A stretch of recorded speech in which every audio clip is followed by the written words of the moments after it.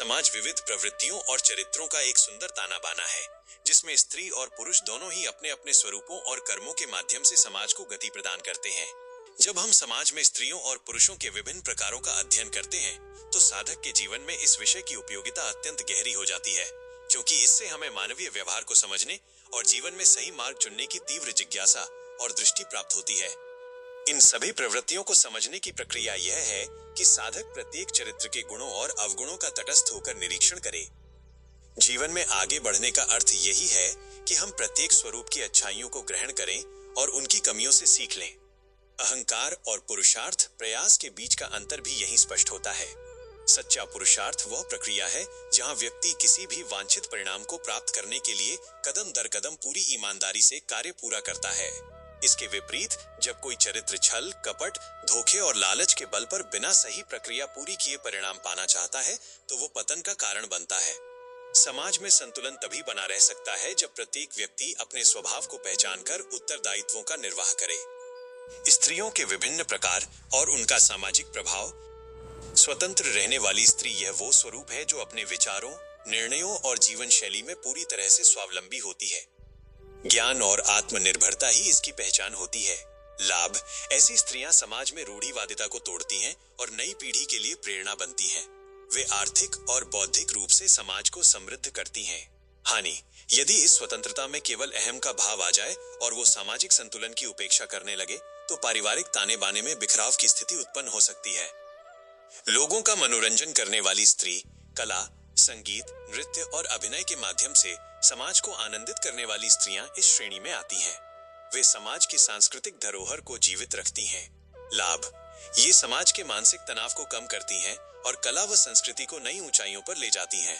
हानि, यदि कला का व्यवसायीकरण और प्रदर्शन केवल सतही स्तर पर होने लगे, तो समाज में नैतिक मूल्यों का ह्रास हो सकता है और लोग मुख्य कर्तव्यों से विमुख हो सकते हैं। अपना घर परिवार संभालने वाली स्त्री, ये समाज की वो सुदृढ़ नींव है जो निस्वार्थ भाव से पूरे परिवार को एक सूत्र में पिरोकर रखती है। ममता, धैर्य और समर्पण इनका मुख्य गुण होता है। लाभ, इनके कारण भावी पीढ़ी को उत्कृष्ट संस्कार मिलते हैं। एक स्वस्थ, सुखी और मानसिक रूप से मजबूत परिवार का निर्माण इन्हीं के संरक्षण में होता है। हानि, केवल परिवार तक सीमित रहने के कारण कई बार इनकी व्यक्तिगत प्रतिभा और क्षमताएं समाज के व्यापक हित में सामने नहीं आ पाती और वे स्वयं के विकास से वंचित रह जाती हैं। उत्तरदायित्वों का निर्वहन करने वाली स्त्री, ये नेतृत्व, न्याय और सामाजिक जिम्मेदारी का प्रतीक है। चाहे समाज हो, शासन हो या कोई बड़ा दायित्व, ये हर क्षेत्र में व्यवस्था को सुचारू रूप से संचालित करती हैं। लाभ, इनके कुशल नेतृत्व से समाज में अनुशासन, न्याय और प्रगति का मार्ग प्रशस्त होता है। ये विषम परिस्थितियों में भी सही निर्णय लेने की क्षमता रखती हैं। हानि, अत्यधिक उत्तरदायित्वों और कार्य के भारी दबाव के कारण कई बार इनका व्यक्तिगत और पारिवारिक जीवन असंतुलित हो जाता है। पुरुषों के विभिन्न प्रकार और उनका सामाजिक प्रभाव। आदरणीय पुरुष ज्ञान, अनुभव और उच्च आदर्शों से युक्त पुरुष जो समाज को सही दिशा दिखाने का कार्य करते हैं। वे समाज के मार्गदर्शक होते हैं। लाभ, समाज को जब भी वैचारिक या नैतिक संकट का सामना करना पड़ता है, इनका अनुभव और मार्गदर्शन समाज को भटकने से बचाता है। हानि, यदि समाज इनके विचारों को केवल औपचारिकता मानकर छोड़ दे और उनके पीछे छिपे मूल ज्ञान को न समझे, तो उनका मार्गदर्शन केवल सिद्धांतों तक ही सीमित रह जाता है। सम्माननीय पुरुष न्यायप्रिय, कर्तव्यनिष्ठ और समाज में उच्च पदों या व्यवस्था को संभालने वाले पुरुष जो अपनी शक्ति का उपयोग लोक कल्याण के लिए करते हैं। लाभ, ये समाज में कानून, सुरक्षा और सुव्यवस्था की स्थापना करते हैं। इनके रहने से निर्बलों को न्याय और समाज को स्थिरता मिलती है। हानि, यदि पद और प्रतिष्ठा के कारण इस प्रकार के पुरुषों में उत्तरदायित्व के स्थान पर छल, कपट और लोभ का प्रवेश हो जाए, तो पूरी सामाजिक व्यवस्था दूषित हो जाती है। अराजक पुरुष ये वो स्वरूप है जो दिशाहीनता, अशांति और सामाजिक नियमों के उल्लंघन का प्रतिनिधित्व करता है।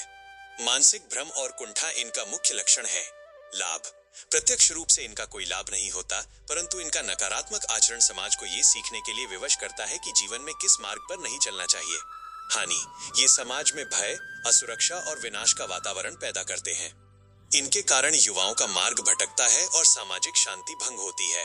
सन्यासी पुरुष, संसार की नश्वरता को समझकर त्याग और आंतरिक साधना के मार्ग पर चलने वाले पुरुष, इनका लक्ष्य केवल आत्म साधना और सत्य की खोज होता है। लाभ, ये समाज को भौतिकता की अंधी दौड़ से दूर हटकर मानसिक शांति और आंतरिक संतोष का मार्ग दिखाते हैं। इनका निस्वार्थ जीवन समाज के लिए परम आदर्श होता है। हानि: यदि संन्यास का मार्ग केवल जिम्मेदारियों से भागने का माध्यम बन जाए तो समाज कर्महीनता की ओर बढ़ने लगता है और उत्पादन व प्रगति का चक्र धीमा पड़ जाता है। साधकों के लिए चिंतन योग्य प्रश्न: 1. क्या आप अपने दैनिक जीवन में अपनी प्रवृत्तियों को पहचानकर सही प्रक्रिया के साथ पुरुषार्थ कर रहे हैं या परिणामों को पाने के लिए जल्दबाजी का सहारा ले रहे हैं? 2. आपके आसपास के सामाजिक वातावरण में इन विभिन्न चरित्रों का संतुलन बनाए रखने में आपकी व्यक्तिगत भूमिका क्या हो सकती है? 3.